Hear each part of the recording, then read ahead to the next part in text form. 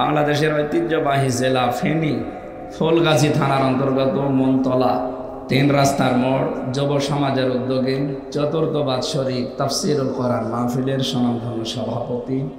গত কয়েকদিন আগে আমিরে জামাত ডক্টর শফিকুর রহমান হাফিজাহুল্লাহ গিয়েছিলেন গাইবান্ধা।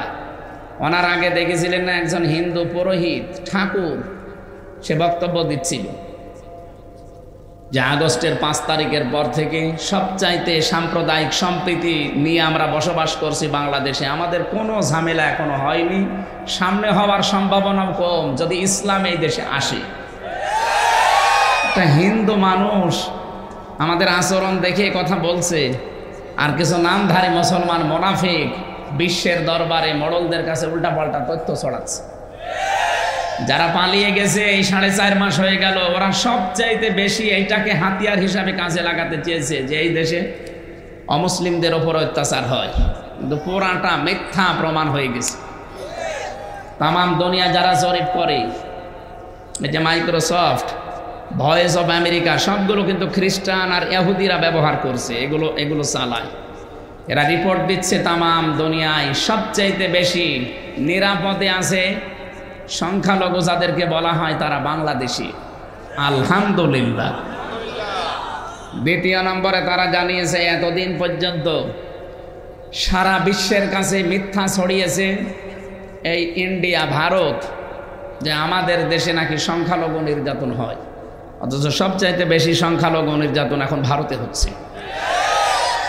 আর মিথ্যা খবর পরিবেশনে সবচাইতে বড় ভূমিকা পৃথিবীতে পালন করছে ভারত। এটা আমাদের কোনো মুসলমান এটা বানায়নি, সব খ্রিস্টান আর ইহুদিরা। এজন্য যাদের কাছে যা শোনাতে চাচ্ছেন তারাও আপনাদের এই মনোভাব, আপনাদের এই আচরণ, কাজ কারবার সব দেখে বুঝে ফেলেছি। আপনি খ্রিস্টান মেয়েদের উলঙ্গ করে রাজপথে হাঁটিয়েছেন এই ভারতে, উগ্রপন্থী হিন্দুরা। ডোনাল্ড ট্রাম্প জাতে মাতাল হলো তাহলে ঠিক আছে, তো এমনি এক রোকা মতো, তো এক রোকা না। ঘোষণা দিয়েছে কয়েকদিন আগে, আমার মেয়েকে আমার বোনকে ভারতের মতো জায়গায় উলঙ্গ করে রাস্তায় হাঁটিয়েছে।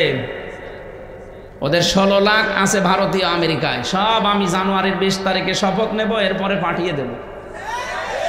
ও যা বলেছে যদি করে, দাদার মনে হয় ধুতি খুলে যাবে। দাদা তো টের পাচ্ছে না,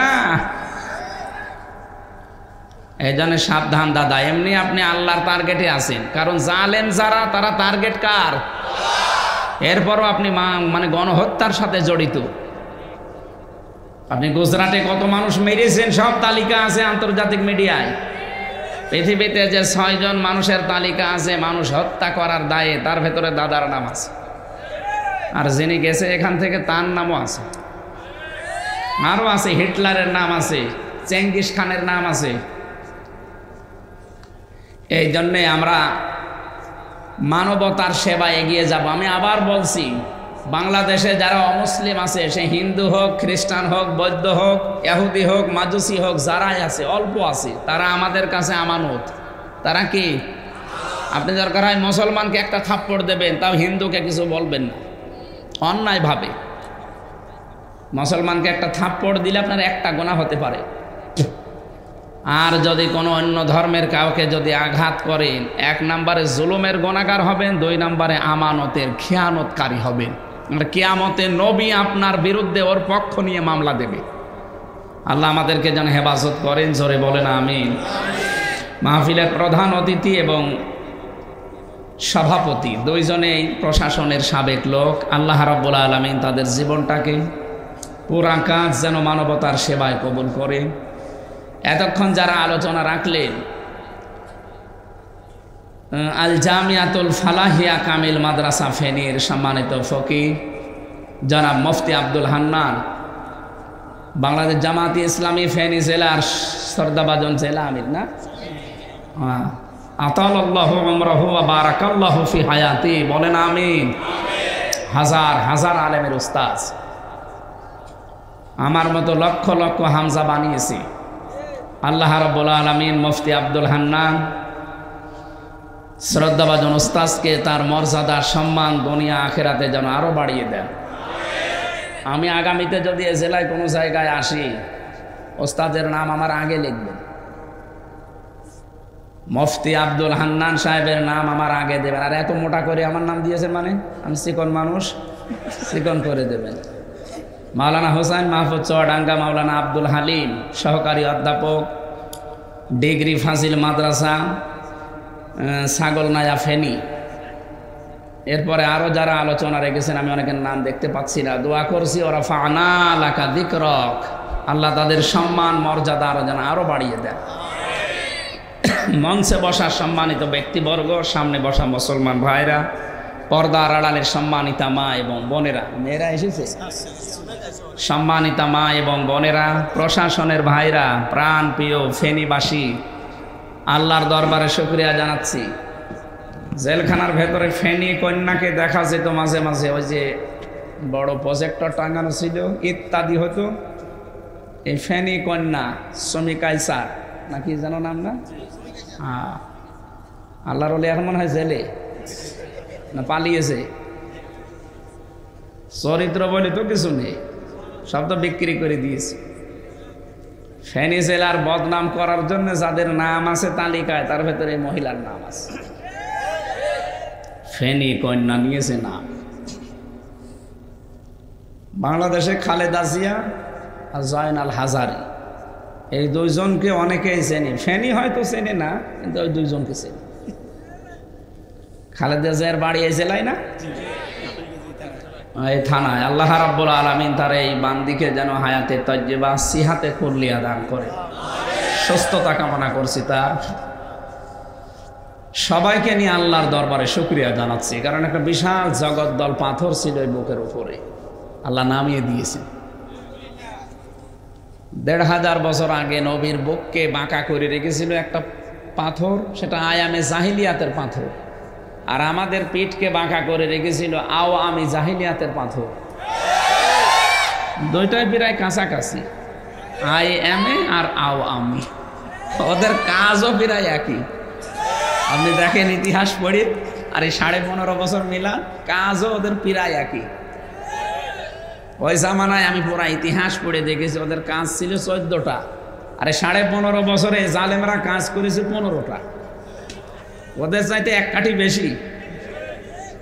আইএমএ জাহিলিয়াতের পুরা ইতিহাস আমি অনার্সে থাকতে পড়েছিলাম। আমি দেখেছি ওই জামানায় বাড়ি থেকে কেউ বের হয়ে গেলে তার মা, বাবা, বোন, স্ত্রী এই বিশ্বাস নিয়ে থাকতো যে না, যেখানে গেছে অন্তত ফিরে আসবে। এটা আওয়ামী জাহিলিয়াতের যে 15 বছরে যা করেছিল, কেউ বাড়ি থেকে বের হলে মনে করা লাগতো না ও আর ফিরবে না। তো এই কাজটা এদের বেশি ছিল, তো ওদের চাইতে এক কাঠি বেশি না। আল্লাহ আমাদেরকে বিশাল বিপদ থেকে বাঁচিয়ে দিয়েছেন। যে ষড়যন্ত্রের জাল তারা বিছিয়েছিল, যদি ওভাবে টিকে যেত, এদেশে ইসলাম মানবতা একেবারে ধ্বংস হয়ে যেত। আল্লাহ আমাদেরকে যেন বাঁচিয়েছেন হাতে ধরে, এই জন্য খুশি হয়ে বলছে আলহামদুলিল্লাহ।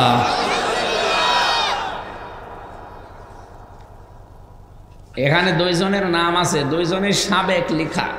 ওনারা তো আর রাজনীতিবিদ না, ওনারা প্রশাসনে কাজ করেছে সারাটা জীবন। এই জন্য সাবেক অ্যাডিশনাল এসপি, সাবেক ওসি। আমাদের এই থানার ওসিও আছে ফুলগাজীর, কি নাম স্যারের? ওয়াহেদ পারভেজ। আল্লাহ যে দায়িত্ব তার মাথার উপরে দিয়েছেন, এই পুরা থানাটার দায়িত্বে আছে, এটা অভিভাবক আমাদের।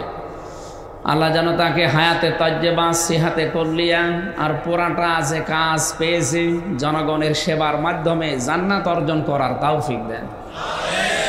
এরকম সন্তানকে আল্লাহ যে মায়ের পেটে দিয়েছেন, মা এবং বাবাকে আল্লাহ যেন মাফ করে দেন। আমার দোলা ভাইও প্রশাসনে আছে, উনি আছে যশোরে। বাংলাদেশের পুলিশদের কাজ আমি দেখেছি, এই মানুষগুলো যেভাবে কাজ করে জনগণের জন্য, এরা যদি নিজেদের একটা আলাদা বিভাগ পেত, কারো কমান্ডে না চলে নিজেদের একটা আলাদা দিক বিভাগ থাকতো, যে নিজেরা নিজেদের মতো চলবে, তাহলে এই দেশে বহু অন্যায় বন্ধ করা সম্ভব ছিল। শুধু উপরের কথা শুনতে গিয়ে বাস্তবতায় অনেক কিছু করতে পারে না, হাত বাঁধা। আমরা চাই আবু সাইদের মতো সবার হাত খোলা থাকবে। আমার মামলাটা কিছুদিন আগে খারিজ হয়ে গেছে, যে বিচারপতি আমার মামলার রায় দেবে বলে বসেছিল, উনি কাগজপত্র দেখে বলছে যে কি দেখে রায় দেবে, এর ভেতরে তো কোনো মাল নেই না, একেবারে খারিজ করে দিলাম। আমি বলতে গেলাম যে মাননীয় আদালতে 3 বছর তো এটা আপনার কাছে ছিল, তখন তো বললেন না কিছু, হঠাৎ এখন বলছেন যে যা কিছুই পাচ্ছি না, এর ভেতরে কি কি দেখে বিচার করবে। উনি এইটাই বলতো যে হুজুর আমার হাত বাঁধা আছে। কি এদেশের 1628টা চেয়ার আছে, কয়টা? এই চেয়ার না, 1628টা চেয়ার আছে, মেন চেয়ার, তার ভেতর ওসি সাহেবের একটা আছে। এই 1628টা চেয়ারের মানুষগুলো যদি হযরত ওমরের মতো হয়ে যায়, এ বাংলাদেশটা জান্নাত হতে মাত্র 16 দিনও সময় লাগবে না। কিন্তু এ মানুষগুলোকে নিঃস্বার্থভাবে কাজ করতে দেওয়া লাগবে, ওপরের কোনো হেলো যেন এদের কাছে না আসে। আর আমরা এটাই চাই, আমরা বারবার বলছি প্রশাসনকে আলাদা করে দিন, ওদের আলাদা আইজি আছে, আলাদা ডিআইজি আছে, সব আলাদা আলাদা করে দিন। ওরা নিজেদের মতো চলবে, বাংলাদেশ টাইট করার জন্যে কিচ্ছু লাগবে না, ওরা নিজেরাই যথেষ্ট। ওরা যে কাজ করে, আমি তো কাজ থেকে দেখি, আমার দোলা ভাই যেহেতু আছে, সত্যি ওদের কাজ দিন রাত নেই, 24 ঘন্টা ডিউটি। বাংলাদেশে একটাই বিভাগ আছে যাদের 24 ঘন্টা কাজ, কোনো ছুটি নেই। আপনি ঘুমিয়ে আছেন, হঠাৎ ঘন্টা বাজাবে, চলেন এখন চলেন। আপনি 8 ঘন্টা 7 ঘন্টা ডিউটি কোথায় পাচ্ছেন? 24 ঘন্টা ডিউটি।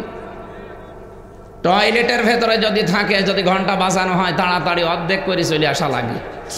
এরকম কঠিন দায়িত্ব যে মানুষগুলো পালন করছে, তাদের জন্য আমি মন থেকে দোয়া করছি, সারা বাংলাদেশের বিশেষ করে প্রশাসনে যারা আছে, আল্লাহ যেন তাদের এই কাজটাকে মানবতার সেবায় ইবাদত হিসাবে কবুল করেন। যারা কাজ করছেন, এই যে ট্রাফিক পুলিশ কাজ করেন, রাতে ডিউটি করেন, মনে করছেন এই দুনিয়ার কাজ না। আপনি মানুষকে পাহারা দেওয়ার জন্য যে রাত জেগে আছেন, আপনার এই চোখ আল্লাহ জাহান্নামে দেবেন। এখান থেকে কুষ্টিয়া পর্যন্ত প্রায় 500 কিলোমিটার, 450 কিলোমিটারে যাওয়া আমার 5-7 জায়গায় অন্তত ওনারা পাহারা দিচ্ছে যেন কোনো সমস্যা না হয়। এই জায়গাগুলোতে যাবার সময় যে মানুষগুলো রাত জেগে জেগে এই 2টা 3টা 4টা পর্যন্ত জেগে আছে, কি আপনি তাকে রাতের বেলা কি 5,000 টাকা দিয়ে এসেছেন? মানে কত কষ্ট করে দায়িত্ব পালন করছে। এই জন্য নবীজি 2টা চোখকে জাহান্নামে দেবে না বলে জানিয়েছে। একটা চোখ যারা মানুষকে পাহারা দেওয়ার কাজে লাগায়, 2 নাম্বার যারা রাতের বেলা কান্নাকাটি করে। আমরা এই 2 চোখের ভেতরে 1 চোখ ওনাদের, আর আমরা যারা রাতে কান্নাকাটি করি, আমাদের এই চোখ, এই 2টা চোখ যেন জাহান্নামের জন্য আল্লাহ হারাম করে দেয়। প্রশাসনের উপরে এখনো পর্যন্ত মানুষ কিছু বিলা হয়ে আছে, রাগ করে আছে, কারণ ওনাদের কাজ কারবার কিছুদিন আমরা দেখেছি এগুলো মানুষের আচরণ ছিল না। আমি রিমান্ডে যাদের পেয়েছিলাম 10 দিন, এগুলোকে মানুষ বললে আমার ঘৃণা লাগে। এগুলোর মানুষের আচরণ আমি পাই। একটা বিসিএস ক্যাডার আপনি, আর আপনার মুখে এই গালি মানায়। একটা চোর ডাকাত খুনি আসামি ধরে যদি গালি দিতেন মানা যেত। আমার মতো আলেমকে আপনি গালি দেন, আমার মা বাপ তুলে, আবার বলেন আপনার বউ তুলে নিয়ে আসবো আমরা। আপনি একটা কথা বললেন, কি লেখাপড়া করে আপনি বিসিএস ক্যাডার হয়েছিলেন? এই জন্য কিছু মানুষের আচরণ পুলিশের মতো ছিল না। এই কারণে আর এদের জুলাই আগস্টের ভূমিকা নিয়ে মানুষের ভেতরে এখনো যেহেতু একটা খারাপ ধারণা আছে, এটা থাকবে না ইনশাল্লাহ। সামনে আস্তে আস্তে ওনার যে সেবক, এই সেবকটা যেন সামনে আমরা দেখতে পাই। আমি যে কথা তুলেছিলাম, আল্লাহ রাব্বুল আলামিন এত বড় পাথর থেকে আমাদেরকে কথা বলার এখন এই যে সুযোগ পেয়েছি, খলাকাল ইনসান আল্লামাহুল বায়ান। আল্লাহ তাআলা বলেন, আমি মানুষ বানিয়েছি আর আমি মানুষকে কথা বলা শিখিয়েছি। বিজ্ঞান এখন প্রমাণ করেছে, এই যে কয়েক ইঞ্চি জায়গা এখান থেকে কথা বের হয়, এই কয়েক ইঞ্চি জায়গায় 27টা স্তর আছে। 27টা স্তর পার করে একটা কথা তৈরি হয়। আর কোরআনের ব্যাখ্যা বলছে প্রত্যেক জায়গায় এক একজন করে ফেরেশতা বসে আছে, এর কাছে এ, এর কাছে এ, এর কাছে এ, এভাবে দিতে দিতে 27 নাম্বার জায়গায় যাওয়ার পরে কথাটা বের হয়। একজন ফেরেশতা যদি দায়িত্ব পালন না করে, আপনি জীবনেও কথা বলতে পারবেন না, শুধু গান করবেন। এজন্য যে আল্লাহ আমাদেরকে এইরকম কথা বলার সুযোগ এখনো দিয়ে দিলেন, যারা কথা বলতে পারি বলেন আলহামদুলিল্লাহ। দরুদ আর সালাম পড়ছি আমাদের নবী, মানবতার মহান শিক্ষক মুহাম্মদুর রাসূলুল্লাহ সাল্লাল্লাহু আলাইহি ওয়াসাল্লামের প্রতি। আমরা তো কোরআনে কারীম থেকে সূরা জুমা 2 নম্বর আয়াতটা পড়েছি, তাফসীর আকারে কথা বলবো। তাফসীরুল কোরআন মাহফিল লিখেছেন না?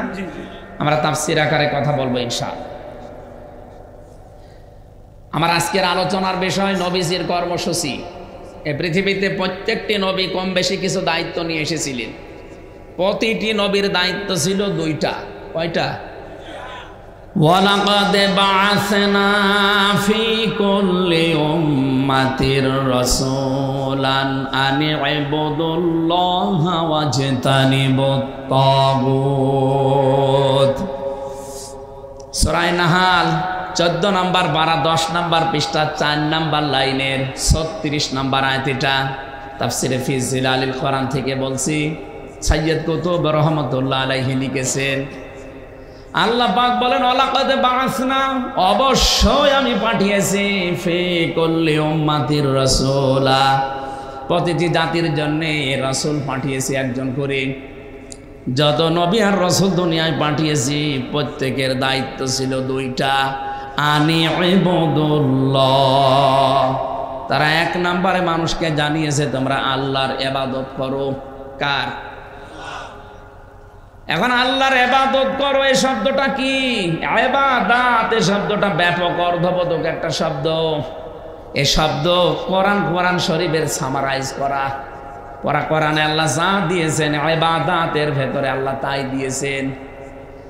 আমাদেরকে আল্লাহ বানিয়েছেন প্রথমে একটা উদ্দেশ্য নিয়ে, আমা খালাকতুল জিন্না ওয়াল ইনসা ইল্লা লিয়াবুদুন। মানুষ আর জিনকে আমি তৈরি করিনি, বানাইনি, হ্যাঁ তবে বানিয়েছি ইল্লা লিয়াবুদুন, যেন তারা আমার ইবাদত করে। তাহলে মানুষকে আল্লাহ বানিয়েছেন কিসের? আরো জোরে বলেন। এখন ইবাদত যদি আমরা করি তার আগে একটা কাজ আল্লাহ আমাদের দিয়েছেন। ইবাদত করার আগে আমাদের ঈমান আনা লাগবে। ঈমান না আনলে আপনার ইবাদত কবুল। আরো জোরে বলেন। 1 লেখার পরে যদি 10টা সৈন্য দিতে থাকেন সংখ্যা বাড়তেই থাকবে, দাম বাড়বে। আপনি 1 না লিখে যদি 1000টা সৈন্য দেন দাম হবে। এই জন্য আমাদের আগে আনা লাগবে ঈমান, এরপরে ইবাদত। কোরআনে কারিমে যেখানে ইবাদতের কথা পাবেন, পুরা কোরআন শরীফের সামারাইজ এইটা দেখবেন, ইবাদতের আগে ঈমান আনো। ইন্নাল্লাযীনা আমানু ওয়া আমিলুস সালিহাতি কানাত লাহুম জান্নাতুল ফিরদাউসি নুজুলা।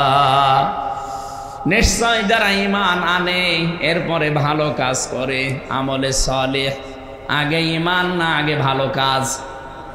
আপনি ভালো কাজ করলে দুনিয়ায় হয়তো এরকম কিছু দিয়ে আল্লাহ আপনাকে পুষিয়ে দেবে, কিন্তু ওটা যদি উভয় জগতে লাভবান হতে চান মাস্ট বি আপনাকে আগে ঈমান আনা লাগবে। অফেনিবাসী খুব সূক্ষ্ম কথা, ইবাদতের আগে আপনাকে আগে করা লাগবে ঈমান। ঈমান আনার আগে আর একটা কাজ আছে। কি? আপনি কি শুনতেছেন? আমাদের আল্লাহ বানিয়েছেন ইবাদতের জন্য। ইবাদত করতে হলে আগে লাগবে ঈমান। ঈমান আনার আগে আর একটা কাজ আছে। কি? তাগুত ছেড়ে দেওয়া লাগবে। কোরআনে কারীম জানাচ্ছে ফামাইয়াকফুর বিত-তাগুতি ওয়া ইউমিন বিল্লাহ। কোন মানুষ যদি ঈমান আনতে চায় তার প্রথম কাজ হবে সে যেন তাগুত ছেড়ে দেয়। এই জন্য যত নবী দুনিয়ায় এসেছে প্রতিটি নবীর প্রথম কাজ ছিল আনি ইবুদুল্লাহ, আল্লাহর ইবাদত করতে চাও ওয়াজতানিবুত তাগুত, তাগুত ছেড়ে দাও। আজ বাংলাদেশে বহু মানুষ আমরা না মুসলমান দাবি করছে, যারা ঈমানও এনেছি কিন্তু তাগুত ছেড়ে না দিয়ে, তাগুত ছেড়ে না দিয়ে যদি ঈমান আনেন, ঈমান আপনি টিকিয়ে রাখতে পারবেন না। কথা বোঝা লাগবে। এদেশে বহু পীর সাহেব আমরা দেখি, বহু আলেম দেখি, বহু খতিব দেখি, বক্তা দেখি, এ মানুষগুলোর নামধারী মুসলমান, ঈমানও এনেছে কিন্তু তাগুত ছেড়ে না দিয়ে। এই জন্য বাতাস যখন আসে তখন আর টিকে থাকতে পারে না। এটা চট্টগ্রাম বিভাগ। সুন্নি বেশি, আপনারা সুন্নি দাবি করেন। নবী মুহাম্মদ রাসূলুল্লাহর জীবনের যে সুন্নাতগুলো, 13 বছর তিনি মায়ের খেলেন মক্কায়, আর 10 বছর তিনি প্রেসিডেন্ট ছিলেন মদিনায়। তা আপনি কয় বছর ইসলামের জন্য মায়ের খেয়েছেন সুন্নি দাবি করেন? বলে খালি নবীর জন্মদিন পালন করে মিলাদ পড়লে সুন্নি হওয়া যায়? আপনার 63 বছর আপনাকে মানা লাগবে। 63 বছরের ভেতরে গুরুত্বপূর্ণ হচ্ছে আপনার জীবনে 23 বছর। আপনি যদি সেই প্রথম দিন থেকে আরম্ভ করেন, কোনটা মেনেছেন আপনি বলেন তো? আপনি যে সুন্নি দাবি করছেন, আপনি তো আসলে সুন্নি না, আপনি আহলে বেদাত। আবার আপনি নবীজির প্রথম দিন থেকে আরম্ভ করেন। বিশ্ব নবী নিজে প্রথম যেদিন জন্ম নিয়ে দুনিয়ায় আসলেন, হযরতে হালিমা বলেন, আমি এসেছিলাম সেই তায়েফ থেকে, এত কষ্ট করে এসে দেখি আর কেউ নেই। হযরতে আব্দুল মুত্তালিব নবীজির দাদা, তিনি ঘরের সামনে দাঁড়িয়ে জোরে জোরে আওয়াজ করছে। সিরাত ইবনে হিশামে পাবেন যে ঘরের ভেতরে একটা এতিম বাচ্চা আছে, বেশি টাকা পয়সা দেওয়া যাবে না, যার দয়া হয় সে নিয়ে যেতে পারো। হযরতে হালিমা বলেন, আমি গেলাম, যে দেখি আকাশের চাঁদ আমিনার কোলে আছে, তুলে নিলাম। তুলে নেওয়ার সঙ্গে সঙ্গে দেখি আমার ভেতরে কয়েকটা পরিবর্তন। 1 নাম্বার, আমার স্তনে দুধ ছিল না, আল্লাহ 2 স্তনই দুধে পরিপূর্ণ করে দিয়েছেন। 2 নম্বরে আমি তাকে ডান স্তন পান করালাম, প্রথমে তিনি খেলেন, দ্বিতীয়টা দিয়েছি স্তনে, সঙ্গে সঙ্গে মুখ বের করে দিলেন। আমি আবার লাগালাম, মুখ বের করে দিলেন, জোর করে আবার মুখ লাগালাম, তিনি বের করে দিলেন। চোখের ইশারা দিয়ে যেন আমাকে জানাতে চায়, মা হালিমা জোর করেন কেন? ডান স্তন এটা আমার অধিকার ছিল, হক ছিল, আমি পান করেছি। বাম স্তন এটা আমার অধিকার না, এটা আমার দুধ ভাই আব্দুল্লাহর অধিকার। আমি জানি আপনার আর একটা ছেলে আছে। এ দুনিয়াতে তো ভাইয়ের হক নষ্ট করার জন্য আমি আসি না, এসেছি ভাইয়ের হক ফিরিয়ে দেওয়ার জন্যে। বাংলার মুসলমানেরা নবীর উম্মত, যেই নবী জন্মের পরেই মায়ের বুকে ভাইয়ের হক তিনি নষ্ট করেন না, মায়ের কোলে বসে। আপনি কোন নবীর উম্মত দাবি করেন? কিসের সুন্নি আপনি? আপনি মুসলমানের হক আদায় করেন, ভাইয়ের হক আদায় আপনি করেন। মুসলমানের 6টা হক আপনার উপরে আছে। দেখলেই তাকে সালাম দেওয়া লাগবে, অসুস্থ হলে দেখতে যাওয়া লাগবে, মারা গেলে তার কবরে যাওয়া লাগবে, জানাজায় যাওয়া লাগবে, সব সময় তার কল্যাণ কামনা করা লাগবে। কোন আমলটা আছে আপনার জীবনে যে আপনি সুন্নি? আপনি তো অন্য দলের লোক দেখলে সালামও দিতে চান না, কিসের সুন্নি আপনি? আপনি তো মুসলমান হিসাবে মুসলমানের হক আদায় করার দরকার ছিল। যে নবী মায়ের কোলে বসে ভাইয়ের হক নষ্ট করেননি, আর আপনি যত বড় হচ্ছেন ভাইয়ের হক মারার শ্রম হচ্ছেন। বাংলাদেশে বহু মানুষ আমরা দেখি, এরা কি পাগল নাকি কি আমি জানি না, এই দেশে ভাইয়ের হক মারে, জমি জায়গা মারে, টাকা পয়সা আত্মসাৎ করে, আর কাবা শরীফের দেয়াল ধরেছে কান্নাকাটি করে। এটা পাগল না? আপনি টাকা পয়সা মারেন ফেনীতে, আর এখান থেকে 6000 কিলোমিটার দূরে কাবা শরীফ, অত দূর যে আপনি মাপ চাচ্ছেন কার কাছে? আপনি কি আল্লাহর কাছে দোষ করেছেন? আপনি তো দোষ করেছেন এর কাছে। সুতরাং অপরাধ করবেন যার কাছে, স্বীকার করবেন তার কাছে। আমাদের এই সিস্টেম বাংলাদেশে নেই। অপরাধ করে একজনের কাছে, মাপ চায় আর একজনের কাছে। এই আগস্টের 5 তারিখের পরে গিয়েছিলাম সৌদিতে, বহু মানুষকে যারা পালিয়ে গেছে বিভিন্ন দেশে, ওখান থেকে আবার দোনা মাফ করার জন্য গেছে আল্লাহর ঘরে। যে দেখছি সব কাবা শরীফ কেউ কেউ গিলাপ ধরে ধরে কাঁদছে আর দোয়া করছে, আস্তাগফিরুল্লাহ। নাকি গো, আপনি এখানে কি হুজুর মাফ চাওয়া লাগবে না? মাফ চাচ্ছেন আপনি আল্লাহর কাছে, আপনি কি দোষ আল্লাহর কাছে করেছেন? 15.5 বছর দোষ করেছেন জনগণের কাছে, আগে তাদের কাছে যান। কথা বোঝে? এই জন্য আমার মনে হয় 8 সাল থেকে 24 সাল পর্যন্ত যারা এদেশে নির্বাচনের নামে প্রহসন করে মানুষের অধিকার নষ্ট করেছেন, তারা যদি এখন সাবেক এমপি সাবেক মন্ত্রী লেখে, এটা জায়েজ নেই, কারণ আমরা আপনাকে ভোট দেইনি। আমার এই 33 বছর বয়স, 18 বছর থেকে ভোট দেওয়া আরম্ভ করলো, আমি 3 বার ভোট দিতে পারতাম, একবারও পারিনি। তার মানে আপনি অবৈধ। কথা বলেন না কেন?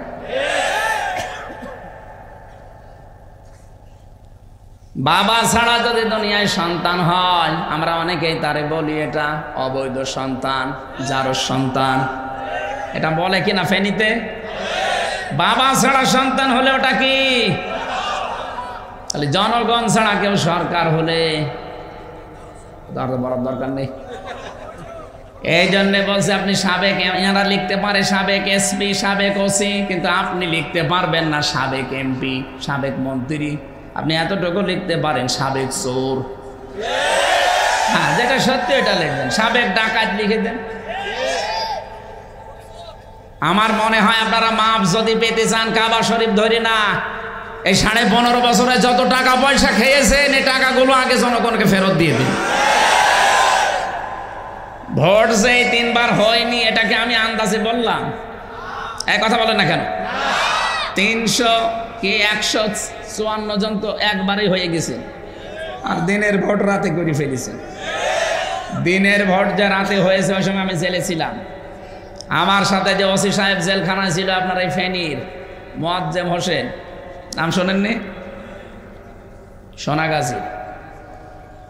উনি মাঝে মাঝে আমার এই কন্ডেম ছেলে যেতেন, বলছে হুজুর আমি একটা তওবা করেছি, দেখেন তো আমার তওবা কেমন হয়েছে। এই যে নির্বাচনে আমি বাইরে ছিলাম, এর আগেরটা, আমি রাত 12টার পর থেকে আমার যা লোকজন আছে এদেরকে নিয়ে ভোট কাটা আরম্ভ করলাম আল্লাহর নামে। এই দেখেন কোরআন শরীফ আমার সামনে, এইভাবে বলছে আমি আল্লাহর নামে কাজ করলাম। হজরের আজান পর্যন্ত পুরা কমপ্লিট করে করে বাক্সগুলো পাঠিয়ে দিলাম জায়গা মতো। এবার গোসল করলাম, ওযু করার পরে পবিত্র হলাম, 2 রাকাত নফল নামাজ পড়লাম শুকরিয়া।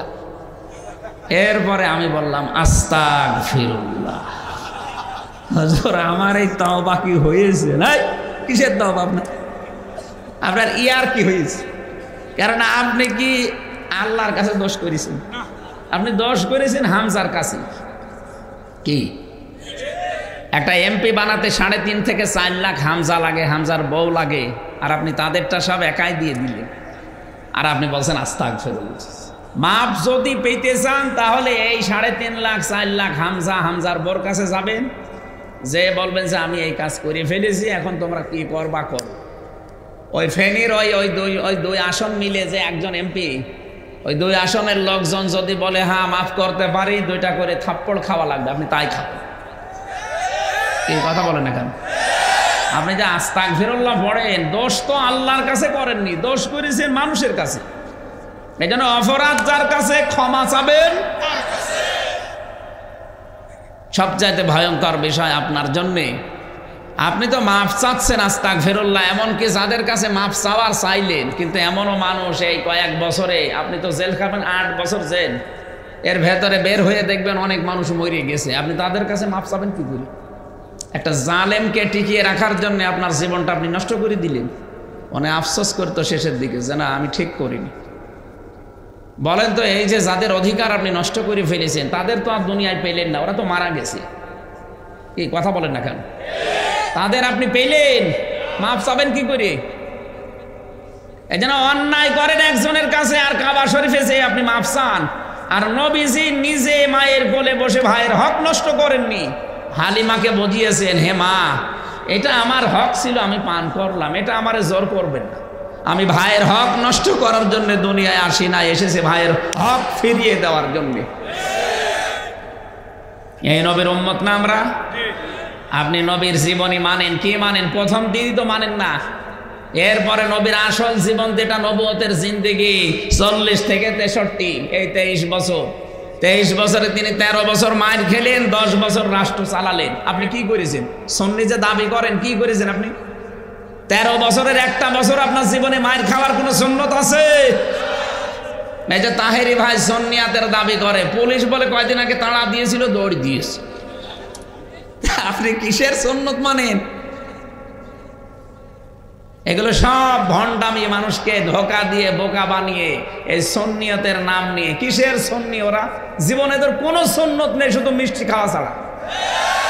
খাওয়া যেখানে ওরা সেখানে। নবীর সুন্নত গুলো ভুলণ্ঠিত হয়। হযরতে তালহা নিজের জীবন দিয়ে বাঁচিয়েছে নবীকে, আর নবীর সুন্নত কত গোড়াগড়ি যাচ্ছে। একটা সুন্নতের জন্য কোনো কিছু পায় না জীবনে ওদের, শুধু নবীর মিলাদ নিয়ে আসে আর কিয়াম নিয়ে আসে।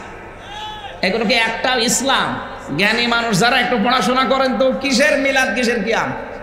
আপনাকে ভণ্ডামি করতে কে বলে? আসল কাজ নবীর বাস্তবায়ন করা, তার আদর্শকে।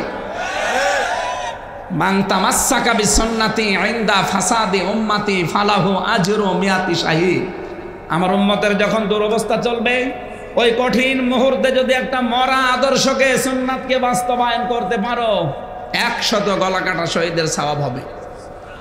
আমি এই হাদিসটা নিয়ে চিন্তা করেছিলাম, নবীর মরা সুন্নত কোনটা, নবীর যে মরা আদর্শ, মরা সুন্নত কোনটা? এই যে টুপি মাথায় দেওয়া, এটা কি মরা নাকি? না, মরা না। এটা কেউ মাথায় দেয়, কেউ দেয় না। এই যে জোব্বা গায়ে দিয়েছিস, পাগড়ি মাথায় দেই, এগুলো কি মরা? কেউ দেয়, কেউ দেয় না। খাবারের পরে মিষ্টি খাবার সুন্নাত, এ কি মরে গেছে? না, কেউ খায়, কেউ খায় না। মেসাক করাও সুন্নাত, এটা মরে যায়নি। কেউ করে, কেউ করে না। আমি দেখলাম একটা সুন্নত মরে গেছে। কয়টা? কথা বলে না কেন? নবীজি 10 বছর এই কোরআন দিয়ে রাষ্ট্র চালিয়েছিলেন, এ বাংলাদেশটা 1 বছরে চলেনি।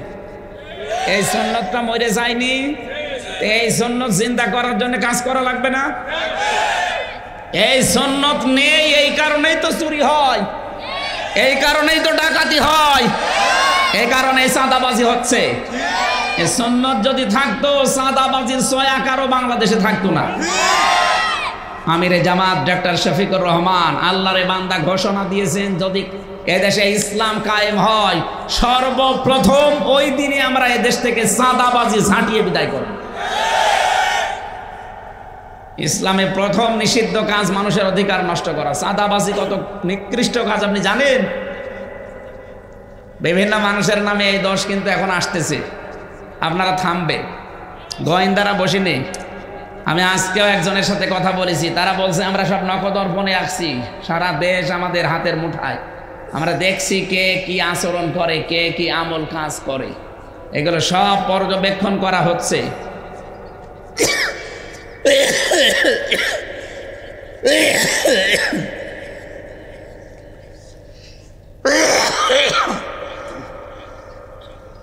না, কিছু লাগবে না।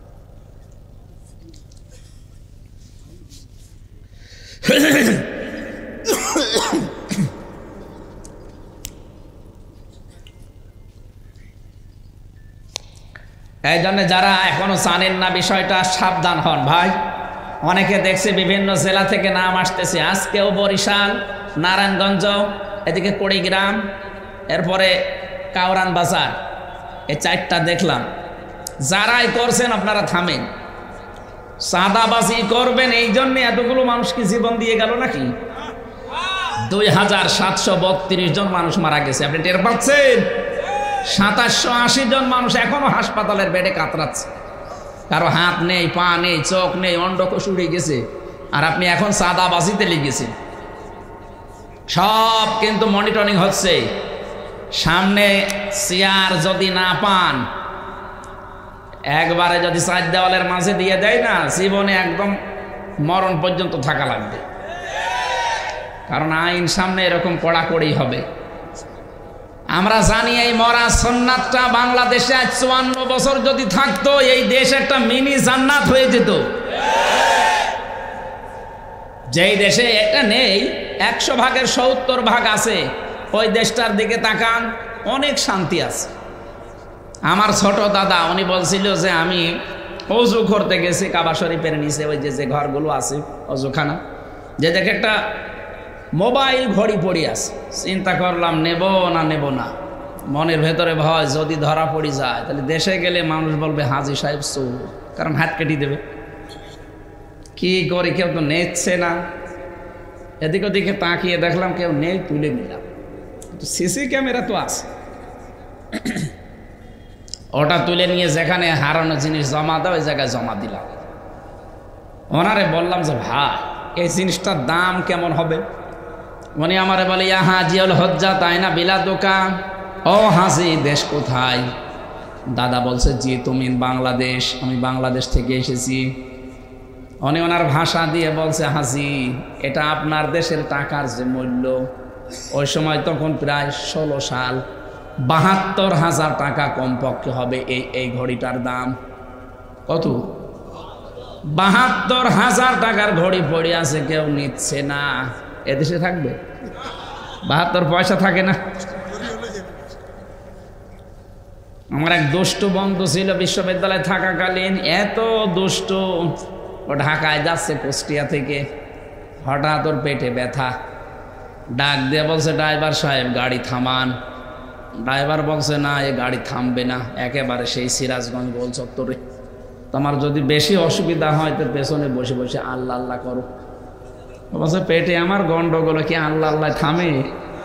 পেছনে যে দেখছে কয়েকটা সিট খালি পড়ে আছে, ওই যে পলিথিন দেয় বমি করার জন্য, ওইটা নিয়ে 2 সিটের মাঝে বসে ওই কাজ করেছে। চিন্তা করছে, যদি রেখে নেমে যায় আমার তো বদনাম হয়ে যাবে। পেছনে জ্বালানা খুলে ফেলে দেবে। আসছিল পেছনে মোটরসাইকেলওয়ালা।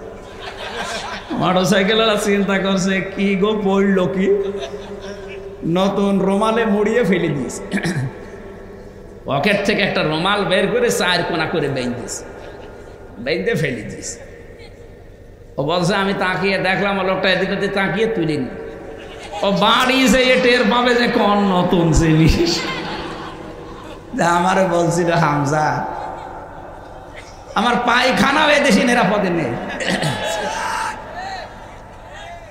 কিন্তু এই মরা সুন্নাতটা যদি চিন্তা থাকতো, পায়খানা স্বর্ণের টোপলা ফেলে দিলেও কেউ নিত না, কারণ ওটা তখন হয়ে যেত ওর কাছে আমানত। কথা বলেন না কেন?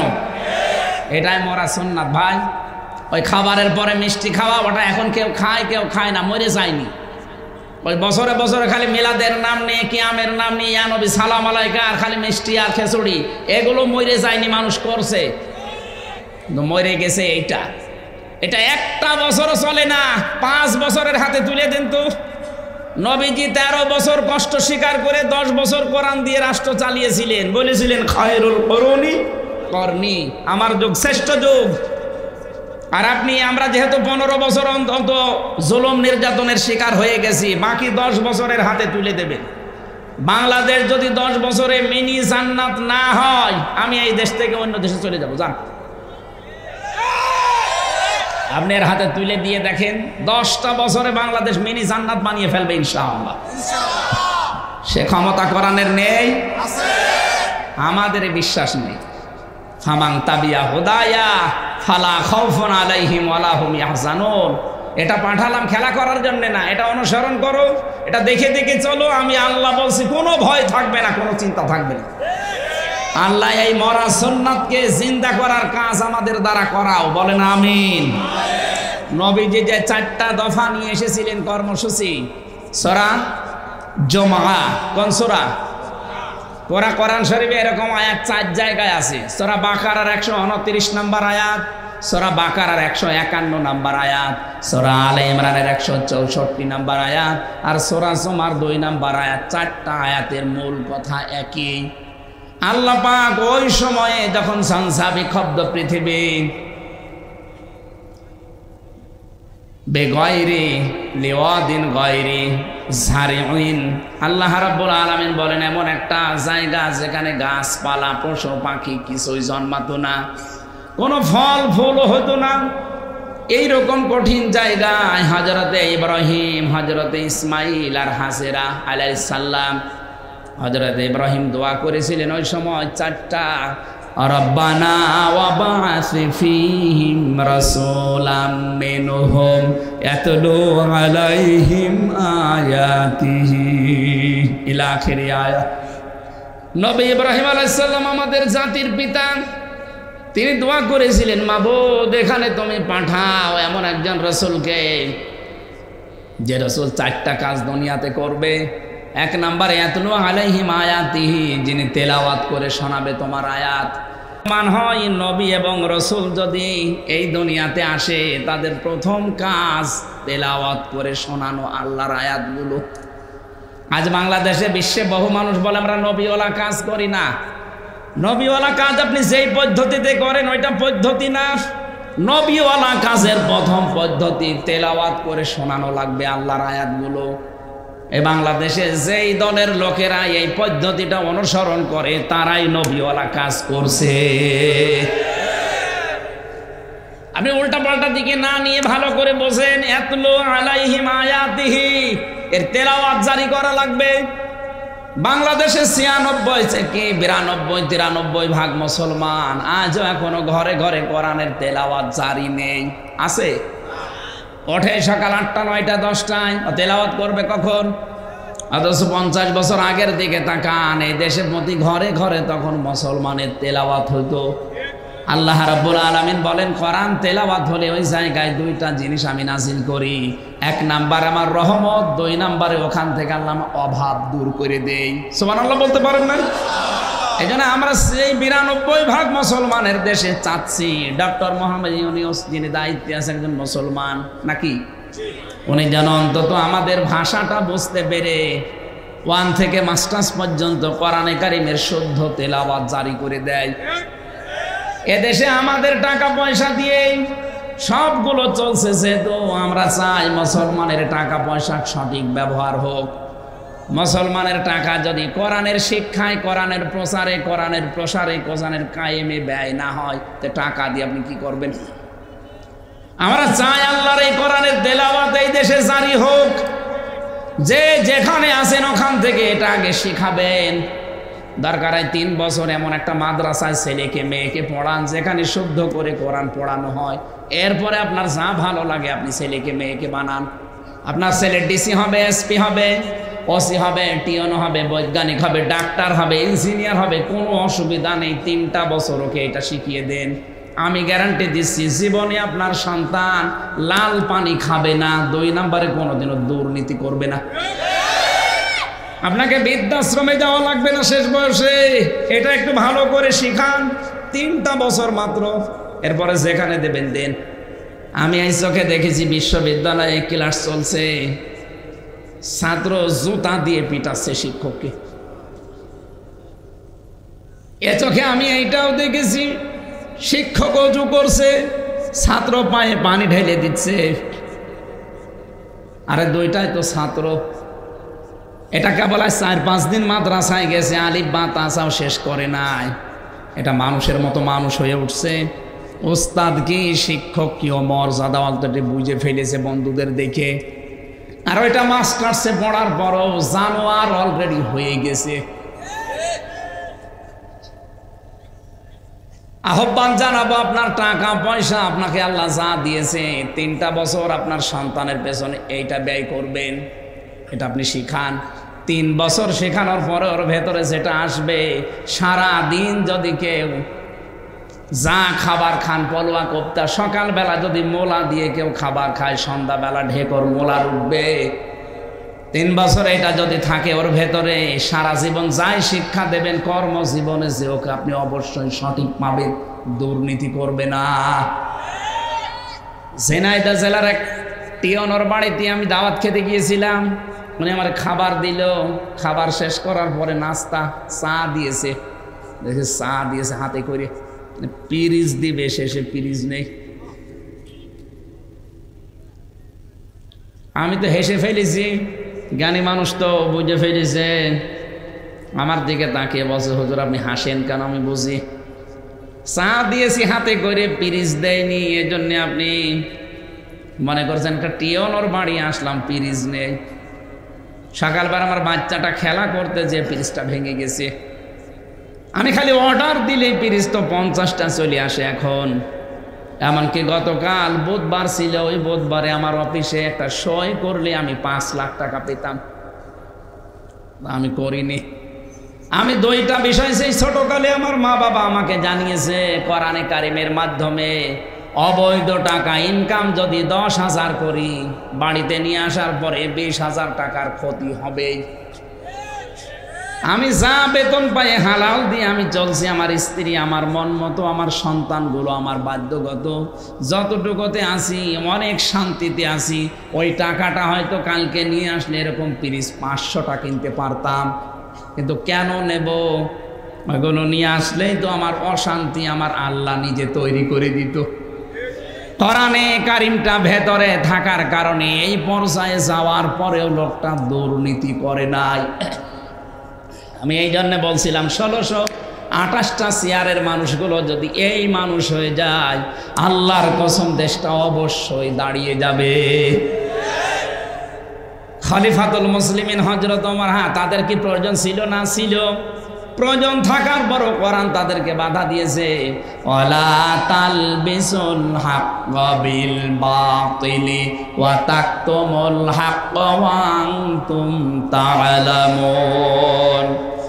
তোমরা সত্যকে মিথ্যার সাথে, হক আর বাতিলকে একসাথে করে ফেলে না, অথচ তোমরা বিষয়গুলো জানো।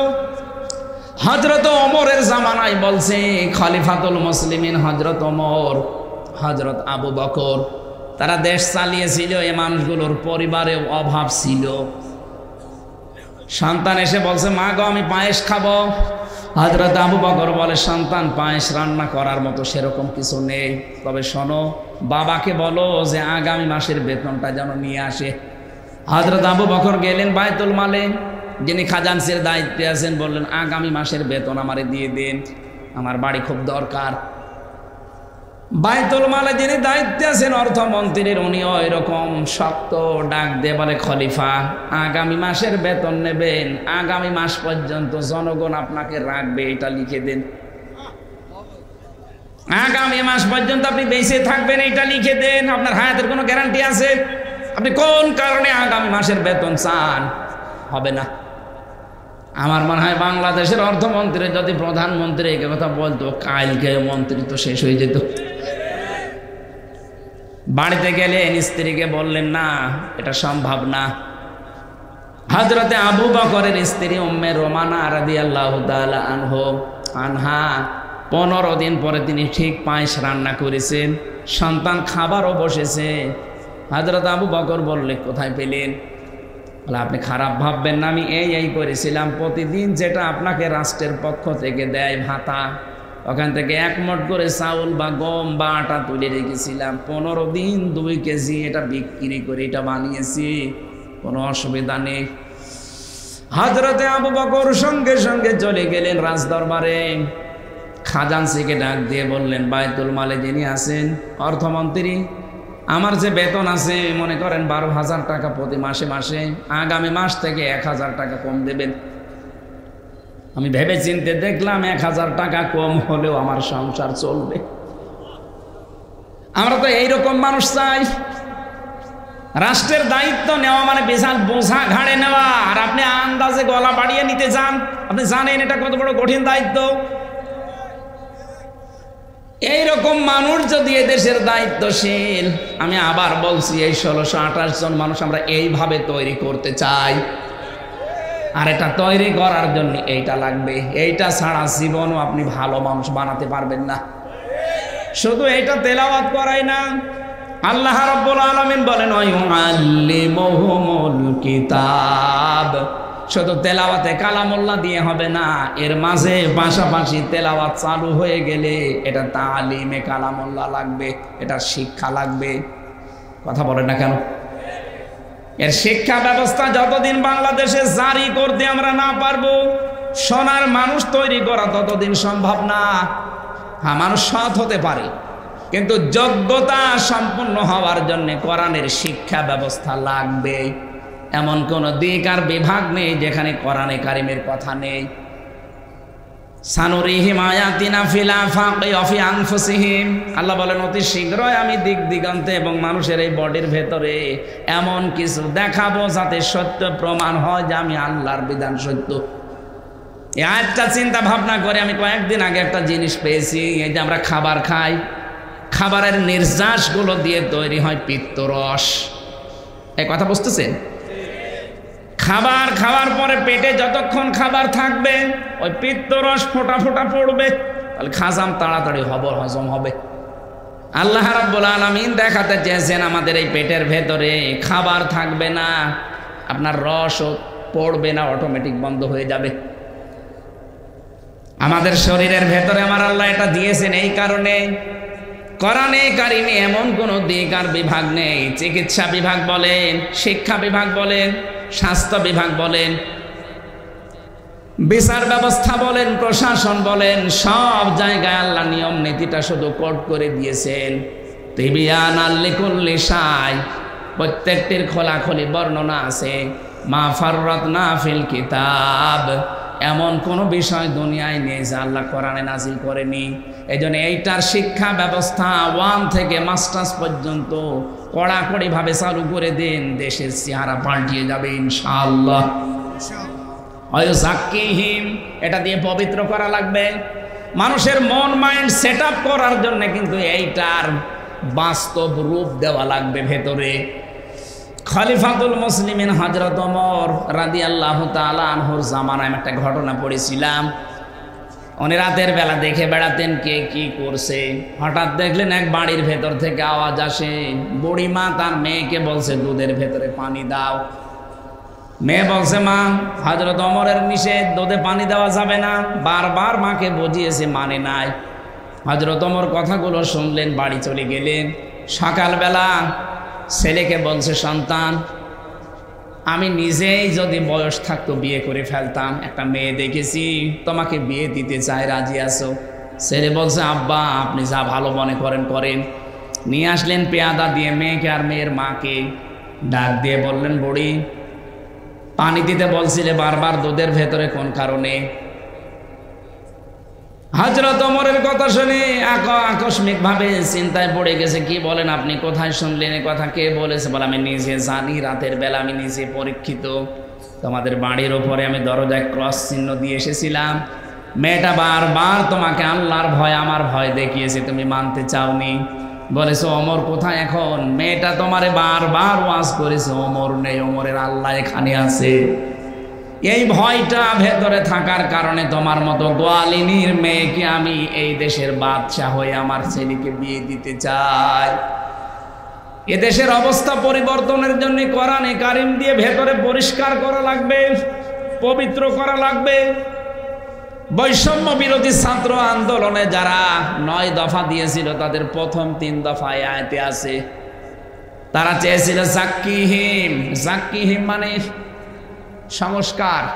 তারা সংস্কার চায়নি। তারা বলেছিল আমরা সংস্কার চাই এই দেশে। এজন্য আমরাও চাচ্ছি এ দেশে এখন যেহেতু সংস্কার আরম্ভ হয়েছে, সংবিধানও সংস্কার হচ্ছে নাকি? আমরা চাই এদেশের 92-93 ভাগ মুসলমান।